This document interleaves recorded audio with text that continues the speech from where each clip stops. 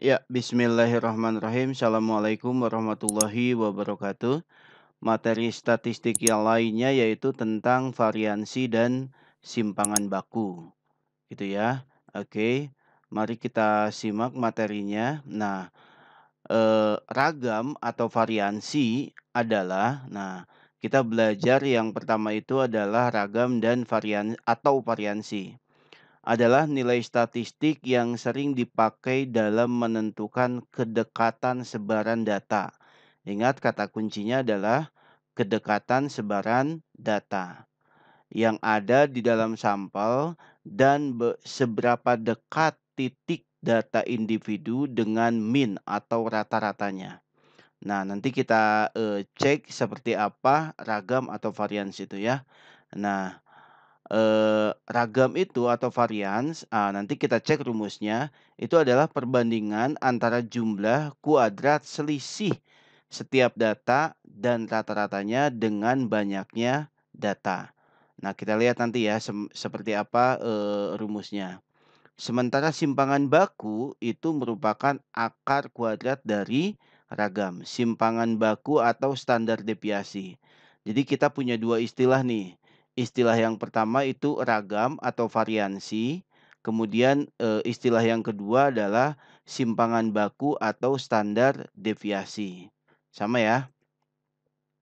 Oke, ragam atau variansi, oke. Nah, ini rumusnya tadi, S kuadrat, nah sama dengan 1/n, sigma I sama dengan 1 sampai N, XI min X bar kuadrat. Gitu ya. Nah, ingat-ingat ini rumusnya seperti ini. Nah, kalau untuk data berbobot, itu, yang membedakan hanya ada F-nya aja di sini. Nah, di sini nih, sama ya.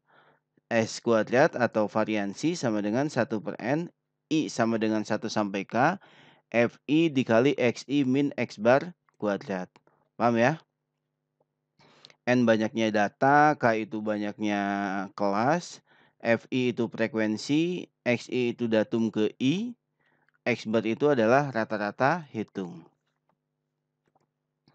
Nah, yang kedua itu adalah simpangan baku atau standar deviasi.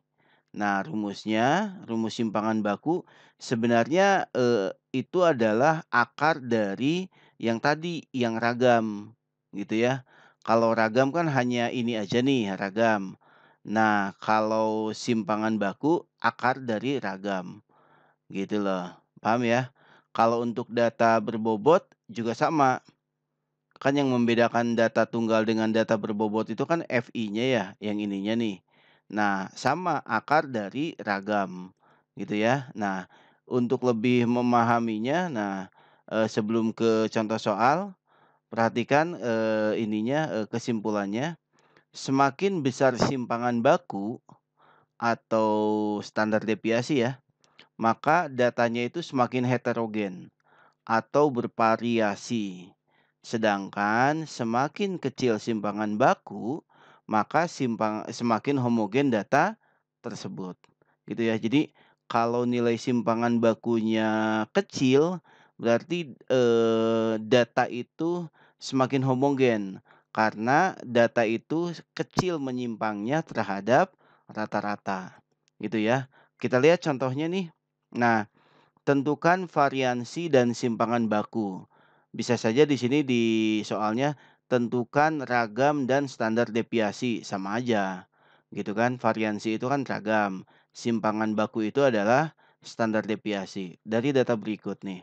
Nah, kita jawab, sebelum mencari variansi dan simpangan baku, tentunya kita harus mencari apa dulu? Rata-ratanya dulu. Gini ya rata-rata ya, jumlah data dibagi banyak data. Ini dijumlahkan semuanya kemudian dibagi 5.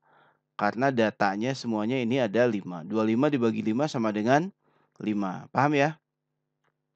Kemudian setelah mencari, rata-rata, langkah selanjutnya adalah mencari jumlah selisih data dengan rata-rata tapi kuadratnya.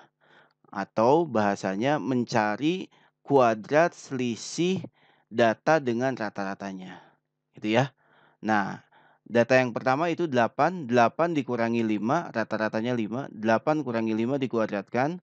Data yang kedua 7, 7 kurangi 5 kuadratkan, 5 kurangi 5 kuadratkan, 3 kurangi 5 kuadratkan, dan 2 dikurangi 5 dikuadratkan. Kemudian dijumlahkan nih, 8 kurangi 5 itu berapa? 3 ya, 3 dikuadratkan 9. 7 kurangi 5, 2 dikuadratkan 4. 5 kurangi 5, 0 dikuadratkan 0. 3 kurangi 5 itu 2 dikuadratkan 4. 2 kurangi 5 itu 3 dikuadratkan itu 9. Dijumlahkan jadi ada 26.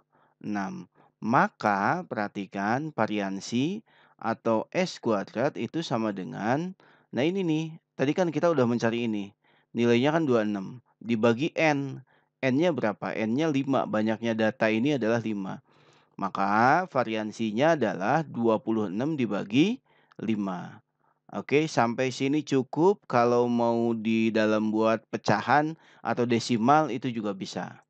Nah, selanjutnya kita mencari simpangan baku. Simpangan baku itu adalah akar dari variansi, akar dari ragam. Maka S sama dengan akar 26 dibagi 5, sama dengan 2,28. Perhatikan kalau variansi itu adalah S kuadrat, kalau simpangan baku itu adalah S. Paham ya? Oke. Selanjutnya nih, contoh soal yang kedua. Kita lihat untuk yang data berbobot. Seperti ini ya. Oke. Ada datanya, ada jumlah, ada frekuensinya. Seperti ini. Nah, kita jawab, datanya kita buat dalam bentuk kolom seperti ini sama saja ya. Nah, yang pertama kita akan mencari jumlah dari data ini, frekuensi. 4 tambah 5 tambah 8 tambah 3. Sama dengan 20. Paham ya? Kemudian yang kedua kita mencari FI, XI. 2 kali 4, 8. 4 kali 5, 20. 6 kali 8, 48. 8 kali 3, 24. Paham ya? Oke, jumlahkan ini FI, XI-nya, sigmanya. Dijumlahkan ada 100. Maka yang pertama kita cari dulu rata-ratanya. Rata-rata itu adalah sigma FI, XI dibagi sigma FI. Gitu ya, ini dibagi ini. Nih, perhatikan rata-rata. Sama dengan 100 dibagi 20. 100 dibagi 20 berapa? 5 ya. Oke, sampai sini paham? Kata kuncinya yang pertama kita cari apa dulu tadi? Oke, betul. Mencari rata-rata dulu ya. Oke. Selanjutnya, kita mencari XI min X bar. Ini tanda rata-rata ya, X bar dikuadratkan. Nah, XI-nya yang ini. X barnya yang ini 5. 2 kurangi 5. Berapa? Min 3. Min 3 dikuadratkan berapa? 9. 4 kurangi 5. 1 dikuadratkan 1. 6 kurangi 5. 1 dikuadratkan 1. 8 dikurangi 5. Berapa? 3. 3 dikuadratkan 9. Paham ya ini dapatnya dari mana? Setelah itu kita kalikan FI dengan XI min X bar kuadrat ini. Berarti ini nih 4 kali 9, 36. 5 kali 1, 5. 8 kali 1, 8. 3 kali 9, 24. Sampai sini paham ya? Oke, maka kita cari jumlah ini nih. 36 tambah 5 tambah 8 tambah 24 sama dengan 76. Sampai sini paham? Oke, maka standar deviasinya adalah ini nih. Yang ini sigma I sama dengan 1 sampai N, FI dalam kurung XI min X bar kuadrat, ini sama dengan 76 dibagi FI. FI-nya itu adalah 20. Jadi sama dengan akar 76 dibagi 20. Sampai sini sudah bisa dikatakan selesai. Tapi kalau mau disederhanakan juga bisa. 76 dulu dibagi 20 berapa, setelah itu baru diakarkan. Gitu ya. Oke, mudah-mudahan Anda bisa memahaminya semua. Terima kasih. Assalamualaikum warahmatullahi wabarakatuh.